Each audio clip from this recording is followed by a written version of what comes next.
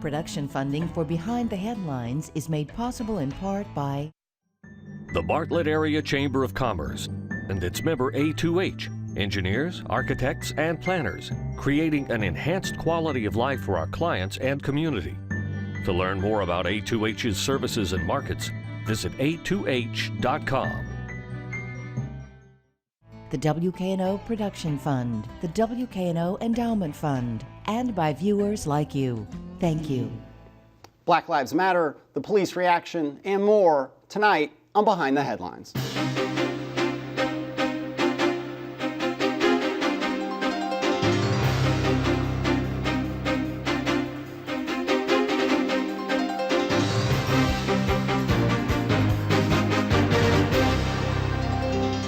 I'm Eric Barnes, publisher of the Memphis Daily News. Thanks for joining us.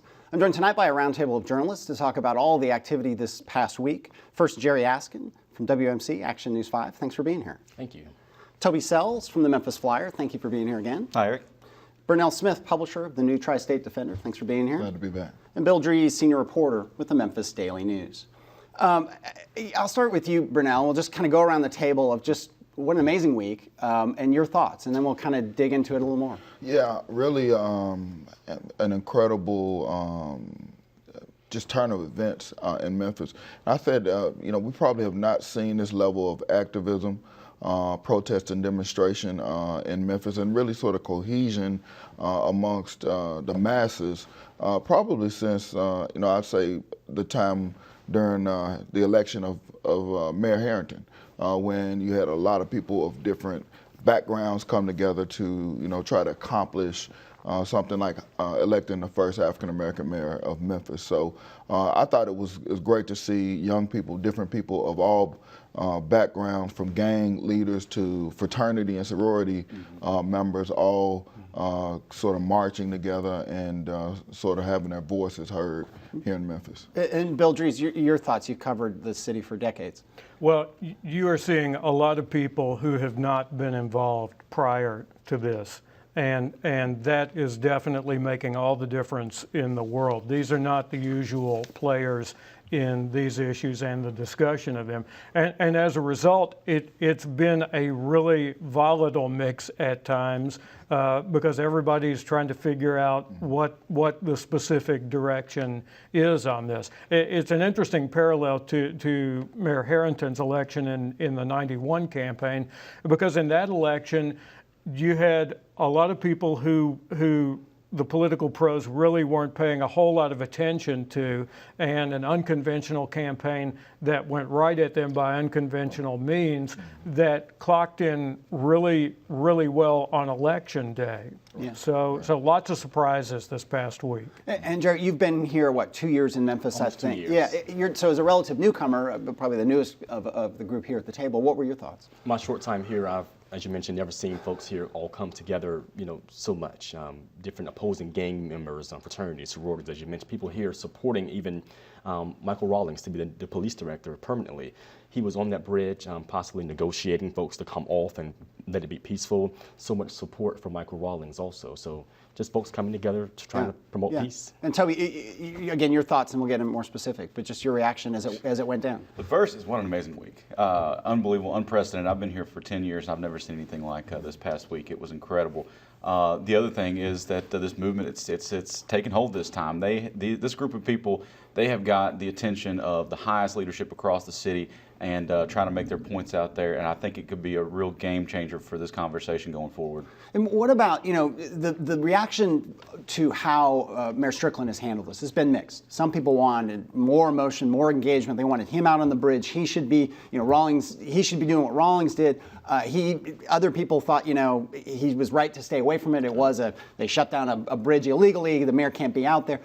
Thoughts on Mayor Strickland's reaction? I thought he, I thought he could have probably been a little more vocal, but clearly to me it didn't make sense for the mayor to interject himself into the mix of what was happening on that bridge. I think that would have been possibly disastrous for him to go out there. I think having Rawlings step up and take the leadership that he did, and to make that happen, I think it was a magical moment for Memphis. And honestly, I think it makes it very hard for Strickland to consider anyone else Well, for that yeah, position. I mean, it's almost impossible, Sure. right? I Yeah. mean, there's just no way that. How could you not hire Rawlings now? I mean, Mayor Strickland had pretty much pointed to the likelihood that this was going to happen before any of this came up.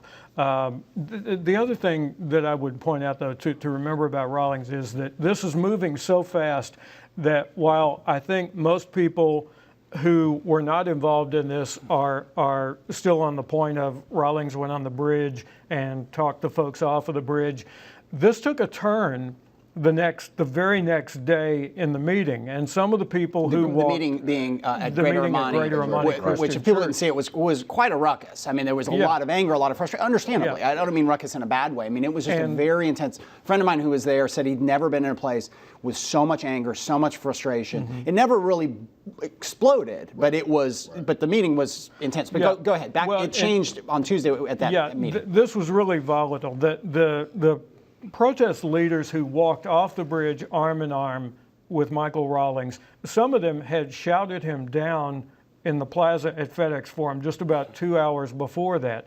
And after the meeting at Greater Amani, some of those same people put out a statement saying, we feel like we've been betrayed by Director Rawlings because this meeting wasn't what we thought it was going to be. And it will probably change several times over in the next week. Yeah. Thoughts on the Greater Amani meeting? I mean, anyone else? I mean, It was, if y'all want to chime in, but it was put together very quickly. There was a lot of that tension, a lot of anger, just in that room, and it was so tense. And this is going to be a long process, and I think that's what the organizers say. And just because things didn't happen overnight there at Greater Amani, we know that the conversation can go forward. I think it's always very difficult to have a mass meeting of the whole city, and with all the different ideas and things that people want to get on the table. And you had so many people who for years have been voiceless, who felt like that was an opportunity to be heard. And so they came out to be heard. And so when they changed the process, write a question on a card, no, get on the mic. Yeah. I mean, that just kind of created confusion. Sure. And I understood the notion of trying to take advantage of the momentum.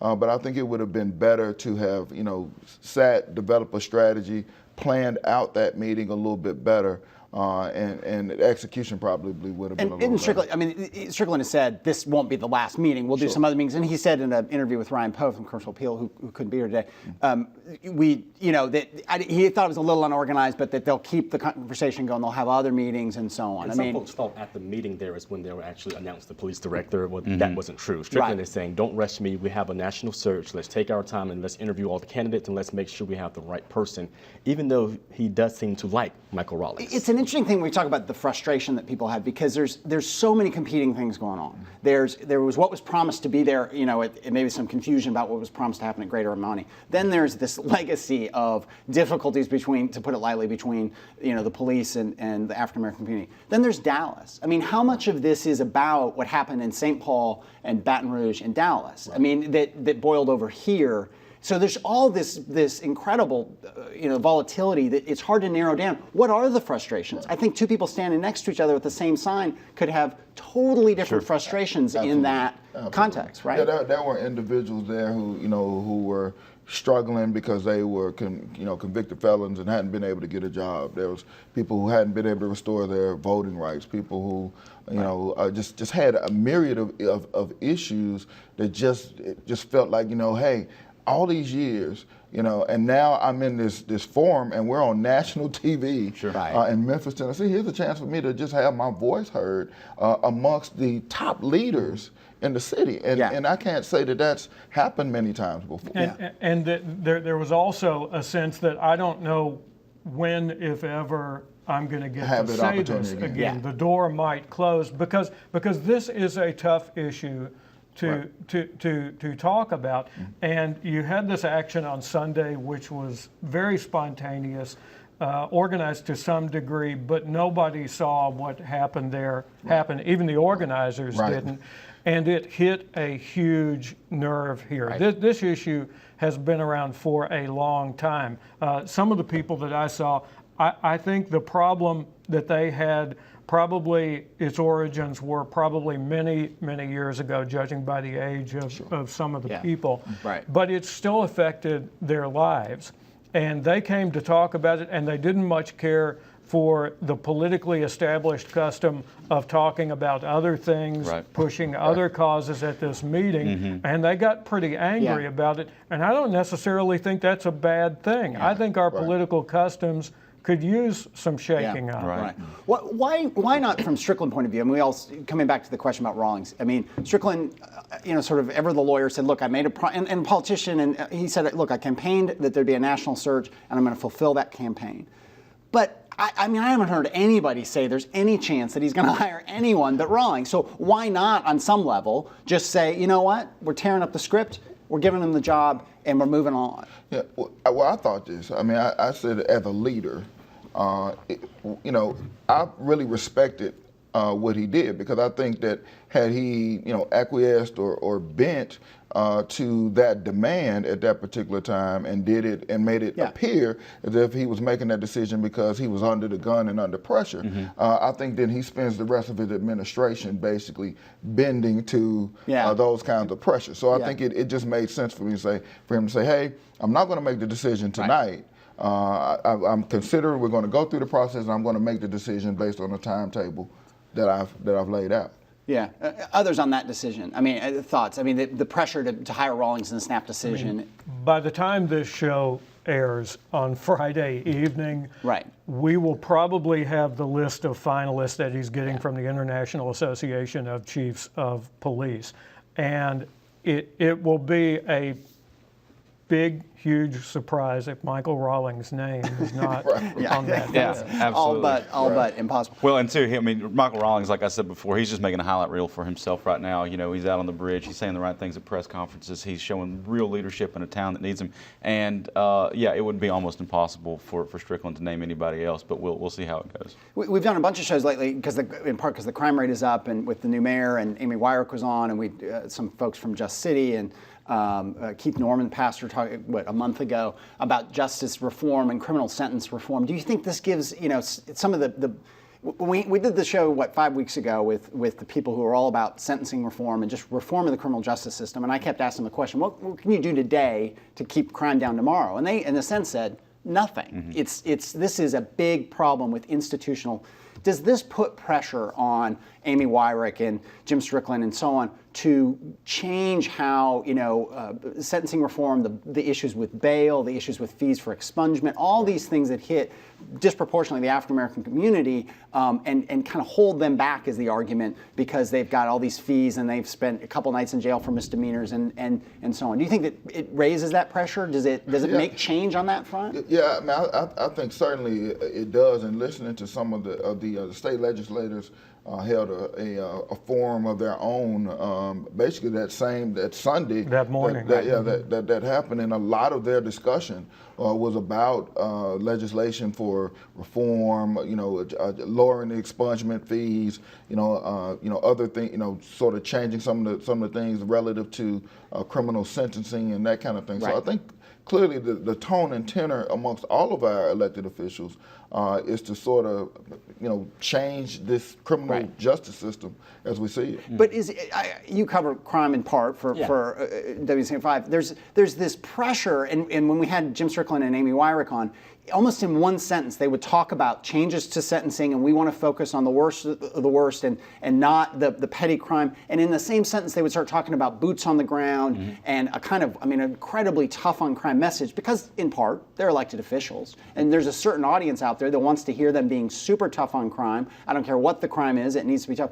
How do they as politicians kind of balance that? Because we're going to jump on them as the media, they feel, and the public's going to jump on them if they let a criminal out that should be locked away. I mean, it's almost unwinnable. And I've covered so many stories where people are literally out of jail too early, or perhaps too early. So, and also at the actual town hall meeting on Monday, people there was MPD had their table out there to recruit, and guess how many people showed up? 3 people. And only one person actually signed up for the MPD force. But this issue also is raising concern when it comes to MPD recruitment. Also, I talked to a guy Monday who said, well, I'm a convicted felon. They can't recruit either. So we're seeing people on the MPD force, they can't recruit officers to Memphis because of the crime rates, because of what we're seeing here in our city. Last comment on this one. One of the interesting things that I saw in the interaction was a lot of the protesters on the bridge talking to the police officers who were kind of, in effect, for a number of hours watching this happen. And you had some people who got in the police officer's face about, why do you do that? Why don't you call out bad cops? You're a good cop, but why don't you call them out? And you also had some people who were saying they're just doing their job.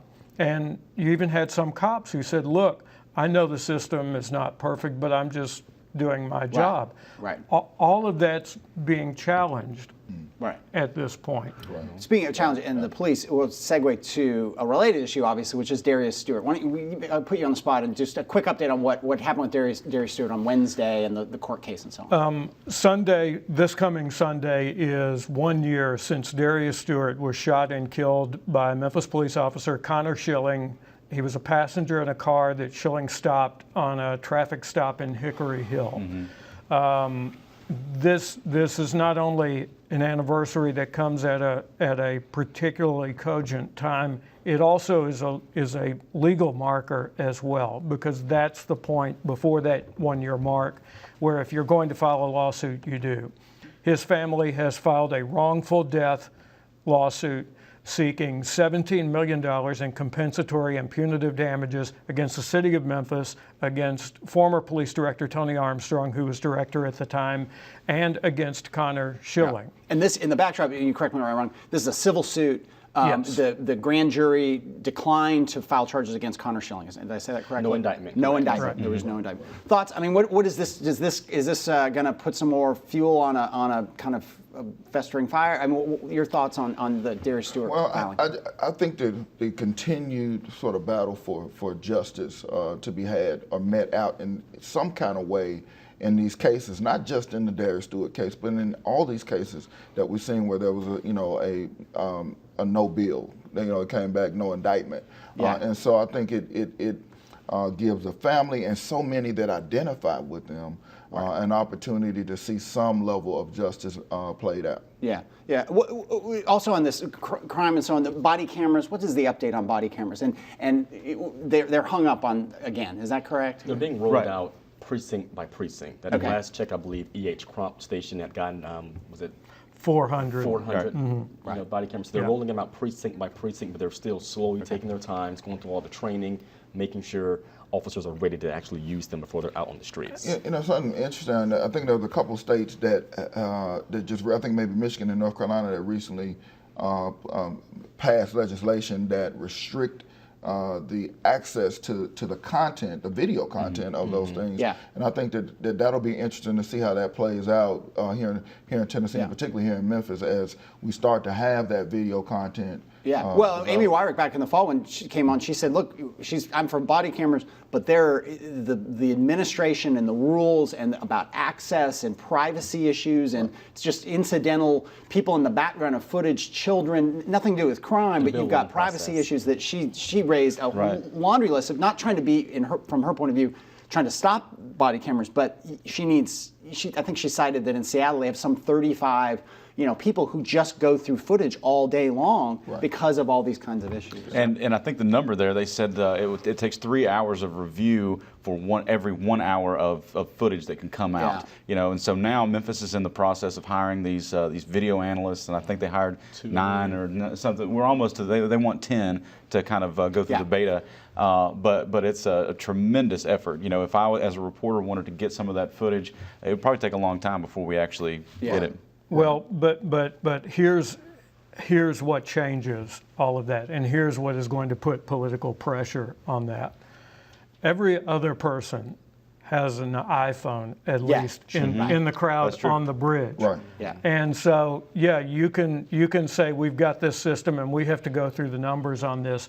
But while you're doing that, I think just about every one of the recent incidents, other people's iPhone videos came out first, and the body cam footage followed it very shortly, despite all of the talk about, well, it has to go through this, Open it has to records. go Yes. through that. Yeah, that's an interesting point. Another interesting point about the camera, and this is an odd segue and kind of a wonky journalist thing, but is the cover of the Commercial Appeal that they got a lot of flack for.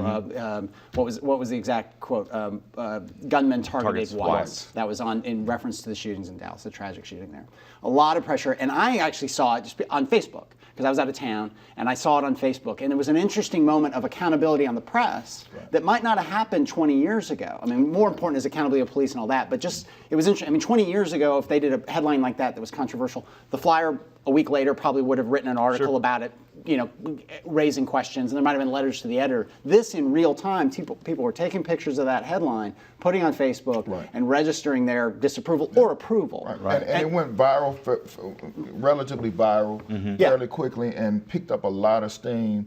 And those expressions were immediate, and significant. And so I think it certainly warranted a high level response. They could not ignore the sentiment that was being expressed relative to that response. Yeah, and to be clear, I mean, then a couple days later, Louis Graham, the editor, said, put simply, I think at the opening of his article was, put simply, we got it wrong. That's right. And that was I thought that was a kind of powerful, because it wasn't just about a headline, it was about what's our role in the city, and everyone. And that photo, when you take that that headline, and then you have this photo of a white couple holding each other and sort of it really feeds into this notion of fear of white fear relative to the African American community, and sort of creates this continued division racially in a city that has a history of racial polarization. I think that was the level of irresponsibility that I think people were pointing to. And I'm not trying to pick on the CA. I want to be clear. I mean, it's hard to put out a newspaper. It's hard to be a daily paper. They do some amazing investigations and some amazing stuff that they've brought to light not on behalf of, but that have supported the African American community. I'm not trying to single them out in that way. I thought it was just an interesting kind of moment where we all have had to think about it. I had a friend who said he walked into work the next day, Monday, and he told his whole staff, hey, just don't even get on Facebook and post today. Accidentally, don't make some kind of sarcastic comment. I don't want anything out there because you just got to tone it down. And it's an interesting part of what does it mean to have the conversation about racial difficulties? You're having it at all levels, journalistically, people in their workplace, families, et cetera, et cetera. But I think you're right. I think we all are. I know folks that I know were taking a pause. We're thinking about things a little more clearly. We're kind of delving into it and trying to be more empathic and things. And I think it's working. Conversation's happening. We'll segue to other things. Just 3 minutes left here. The City Council will vote on the mayor's plan regarding the Greensward, the zoo, Overton Park. As always, I'll say I'm a member of the Overton Park board. I do think it's interesting. I won't comment on the content of the plan, but it's interesting. A lot of the politicians have said, "Look, this just isn't. Why are we spending so much time on this? This is. There's so many more important things in the city." It's fascinating to me the timing of that vote on Tuesday, with the backdrop of truly much, much more important and serious things being on the agenda. But why don't you update us, Toby, on what's going on with that proposal? I spoke with Council Chairman Kemp Conrad last week, and anybody thinking the vote might actually take a little longer than we think. He said that one proposal may be that we'll actually get a resolution, which just takes one vote. We'll get that on Tuesday, not the final vote on the ordinance, which could come 2 weeks later. We want to get the proposals out there and then fine-tune it for the ordinance. So anybody who thinks this thing might, who's sick of this story and want to get it wrapped up, or people looking for final proposals may have to wait just a little bit longer. Yeah, your take, Bill. The resolution that Chairman Conrad has talked about would be the council generally supporting the compromise that has emerged and the mayor's plan. The ordinance would codify the specifics of things like how the shuttle system works and things like that. Go through maybe the plan real quick, the proposal that the mayor has. There's 4 or 5 points. The proposal of the mayor is to keep the on-street parking on North Parkway, create a new zoo entrance on North Parkway for the shuttle system. That is part of the mayor's plan. The shuttle system would not operate every day. It would operate as needed from a surface parking lot on the East Parkway side of the park, where the city general services lot is and would not run through the old forest. It would come in on East Parkway and then on North Parkway and drop off people there. From your perspective, are people sick of this story? Well, it's happening at a time where we're seeing so much social injustice across the country. We're seeing protests in Memphis. So I'll be curious to see just kind of how this pans out with all this happening in the city and across the country. And I think I think Jared brings it up. That, with all the other, when you're talking about people losing their lives and a lot of other things, I think that and social justice and poverty and all the other issues. I think people have sort of become weary of the issue and want to get it resolved pretty quickly. Right. Just a few seconds left. Early voting begins when, Bill? It begins Friday, July 15th. As you're watching this, it started at the Election Commission office downtown. It will branch out to 21 other locations on Monday and run through July 30th. Election Day is August 4th. District 8 is probably the House seat is probably the big one. What else is on the ballot? The ones people always You have the Republican primary there. Steve Cohen in the 9th District has probably his easiest election bid since he got the congressional seat in 2006. We've heard nothing about that. You have all 14 state House seats from Shelby County, the primaries for them, and 2 of the state Senate seats. All right. Thank you all for being here. Thank you for joining us. Join us again next week.